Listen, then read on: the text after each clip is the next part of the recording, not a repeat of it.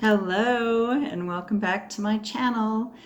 I think I said in the last video that I wanted to do a vlog on nutrition. However, I still can't get to my boxes that are in storage that hold that information. So I thought it would be appropriate to talk about doulas because, well, I'm guessing that because of this whole COVID thing. And in the beginning, like March and April, we had that shelter in place thing going on.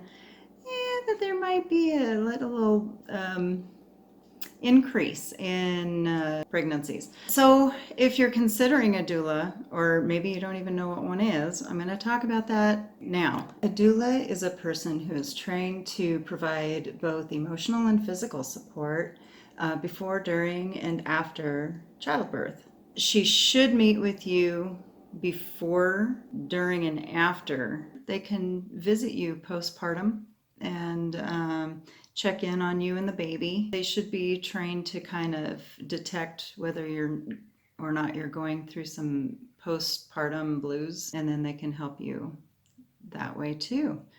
That's what a doula is, and that's what a doula can do for you, should do for you. You really want to find a doula maybe in the middle of your pregnancy, so that you can interview them to see if they're a good fit, because you want to be sure they're a good fit. You want to be comfortable with them when you're in labor and you're bearing, everything. During that time, the doula will go over with you what you want out of your labor experience. They will go over different things to make you more comfortable during labor. According to Doula International, research has shown that by using a birth doula, you are less likely to need Pitocin, less likely to have a cesarean section, less likely to need medications, and more likely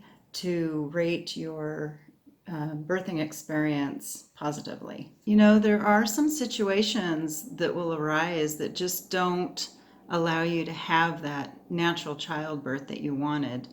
And I'm going to tell you right now, you don't have to feel bad about that. Sometimes it just doesn't work out the way that we dreamed it would. I remember when I was in labor with Katie. I was in labor all night. The contractions were, only about 7 minutes apart. Not only, they were 7 minutes apart. So needless to say, I didn't sleep at all that night. And as soon as the sun rose in the morning, Rob and I went out and we were pacing up and down the block trying to kind of get labor going. We finally went to the hospital. I don't know, it was 7 or 8 in the morning, I guess. I spent the entire day just walking the halls and trying different things to help. You might have seen those big, I don't know if they call them birthing balls. They're medicine ball. Well, medicine balls. It's the big rubber balls. Women in labor sometimes use them to kind of sit on and lightly bounce, and that didn't work for me. I hated that thing, so I bounced on it once, and that really hurt. So put that away. But Rob was a real trooper during the whole labor. We used the shower, used warm water over my back, and that seemed to really help a lot. They had to break my water sometime in the evening, like 8 or something. My body was getting tired from not having slept the night before, and they had given me Pitocin, so that kind of sped up and strengthened the labor pains I was having. So by the time it got to be about 9 o'clock, my labor stalled, and they thought that Kate's heart rate was really going down too much during contractions. So they also highly recommended an epidural so that I could rest and my body could get ready to deliver her. So Yeah, that wasn't the way I wanted to go. I wanted to have a totally natural childbirth, and because I thought she was going to be my only child.